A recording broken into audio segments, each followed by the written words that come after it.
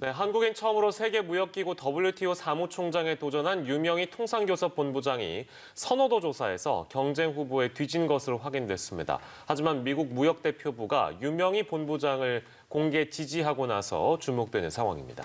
네, 닷새 앞으로 다가온 미국 대선에서 사전 투표를 한 유권자가 7천만 명을 넘어섰습니다.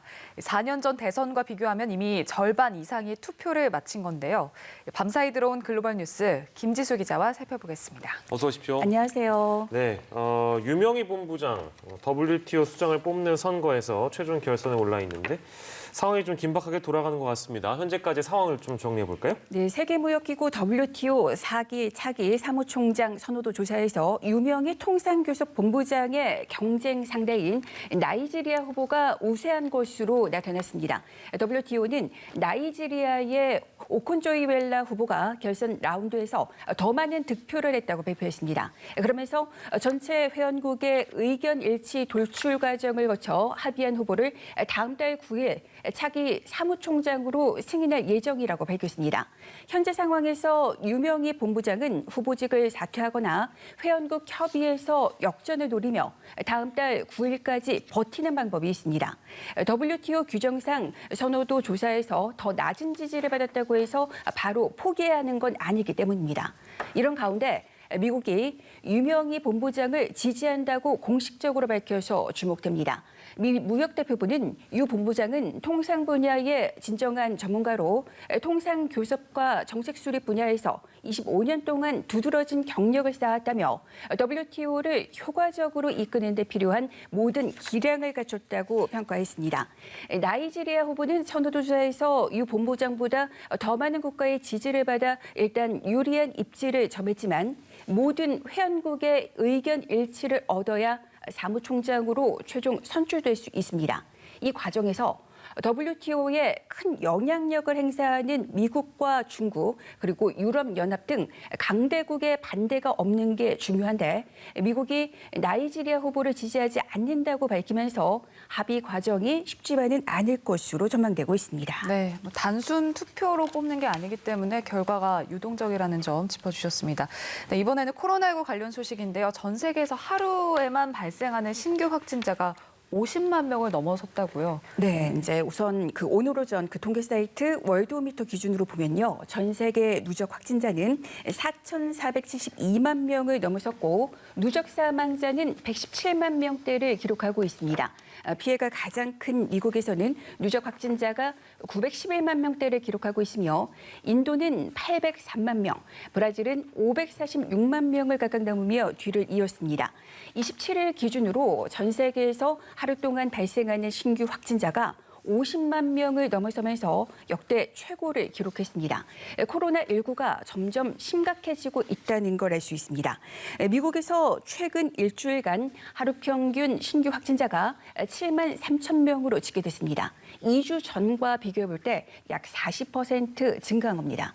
하지만 전문가들 사이에서는 이제 막 가을과 겨울에 재확산 문턱에 들어섰을 뿐 이런 경고와 함께 또 하루 신규 확진자가 10만 명으로 늘어나도 놀랄 일이 아니라는 전망도 나왔습니다. 유럽의 심각한 상황은 이탈리아만 봐도 알 수 있습니다. 이탈리아에서는 28일 하루 신규 확진자가 2만 5천 명에 육박해서 하루 만에 최고치를 다시 썼습니다. 게다가 이번 2차 유행이 1차 때보다 확산 양상이 더 심각하다는 그런 분석도 나왔습니다. 북부 지역을 중심으로 바이러스가 전파된 1차 유행과는 달리 현재 전국에서 고위험 단계에 진입했다는 겁니다. 확진자가 기하급수적으로 늘어나 사실상 통제 불능 상태에 접은 프랑스에서는 앞으로 한 달 동안 봉쇄에 들어갑니다. 식당과 술집을 비롯해 비필수 사업장은 모두 문을 닫아야 합니다. 생필품을 사러 갈 때, 출근을 하러 갈 때, 또 병원에 갈 때를 비롯해 예외적으로만 외출을 허용하며 매번 이동 증명서를 소지해야 합니다. 독일의 상황도 비슷합니다. 독일도 한 달간 식당과 술집의 문을 닫는 부분 봉쇄를 도입하기로 했습니다. 네, 코로나19 관련 내용 정리했고 이번에는 미국 대선 관련 소식으로 넘어가겠습니다. 이제 오늘로써 미 대선은 닷새 앞으로 다가온 그런 상황인데 조 바이든 후보가 사전 투표를 했다고 전해지고 있고 트럼프 대통령은 이미 했고요. 그죠? 네, 바이든 후보가 자신의 정치적인 고향이자 주소지인 델라웨어주 윌밍턴에서 질 바이든 여사와 함께 사전 투표를 마쳤습니다. 바이든 후보는 자신과 민주당 의원들이 선출돼 상황을 바꾸고 더 낫게 만들 수 있기를 바란다고 그런 소감을 밝혔습니다.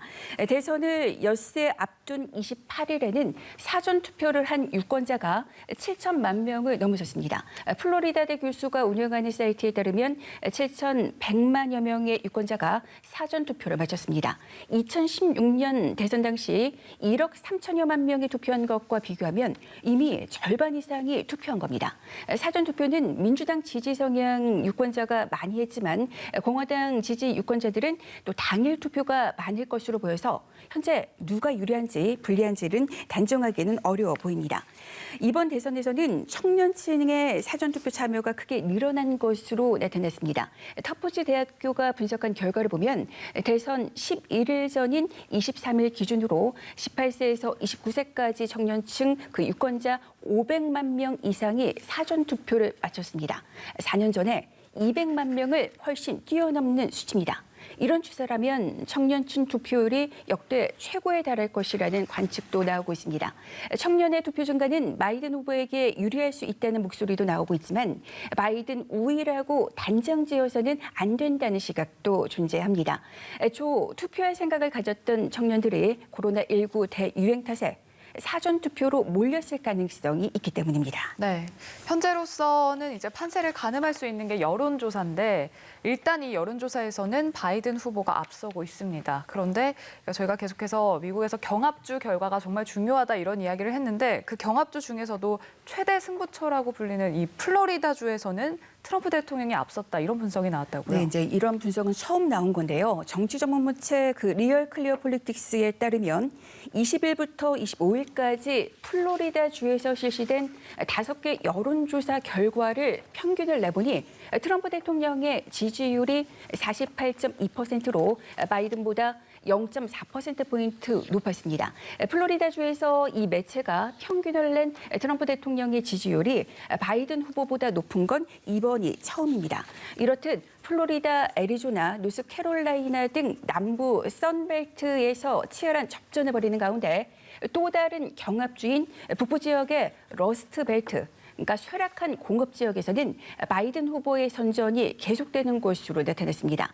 워싱턴 포스트와 ABC 방송이 이제 같은 기간 미시간주 유권자 900여 명을 대상으로 조사를 했더니 바이든 후보는 51%의 지지로 44%의 트럼프 대통령을 7%포인트 차로 따돌렸습니다. 나머지 러스트벨트인 위스콘신주와 미시간주도 바이든 우세 상황이 이어졌습니다. 네. 자, 그리고 바이든 후보와 오바마 전 대통령이 미시간주에 동시 출격한다는 소식 마지막으로 좀 짚겠습니다. 네, 이제 특유의 브로맨스를 자랑하고 있는 바이든 후보와 오바마 전 대통령이 토요일인 31일 미시간주 행사에 같이 등장할 예정입니다. 바이든이 대선 후보로 확정된 이후 두 사람이 이 같은 무대에 오르는 것은 처음입니다. 쇠락한 공업지대에 속하는 미시간주는 경합주 중 한 곳으로 2016년 대선 당시 불과 0.2%포인트 차이로 트럼프 대통령의 손을 들어줬습니다. 1988년 이후 공화당 후보가 승리한 건 처음이어서 당시 민주당에게서는 큰 충격을 안긴 곳이었습니다. 퇴임 이후에도 높은 인기를 누리고 있는 오바마 전 대통령은 바이든 후보의 가장 든든하면서도 강력한 지원군입니다. 바이든 후보는 오바마 전 대통령의 재임 시절 8년간 부통령을 지냈습니다. 오바마 전 대통령은 21일 펜실베이니아주 필라델피아 단독 유세로 지원에 나선 데 이어서 24일 플로리다주 마이애미, 또 27일 플로리다주 올랜도에서 유세를 했습니다. 트럼프 대통령은 현재 여론조사상 여러 핵심 경합주에서 바이든 후보에게 뒤지고 있지만 선거인단 규모가 큰 펜실베이니아와 플로리다를 잡으면 재선 가능성이 있습니다. 오바마 전 대통령은 아마 이런 점을 염두에 두고 유세에 나선 것으로 보입니다. 민주당에서는 오바마 전 대통령이 흑인과 라틴계는 물론이고 젊은 층의 표심을 끌어당기길 기대하고 있습니다. 네. 미국 대선 소식까지 알아봤습니다. 지금까지 글로벌 브리핑의 김지수 기자였습니다. 고맙습니다.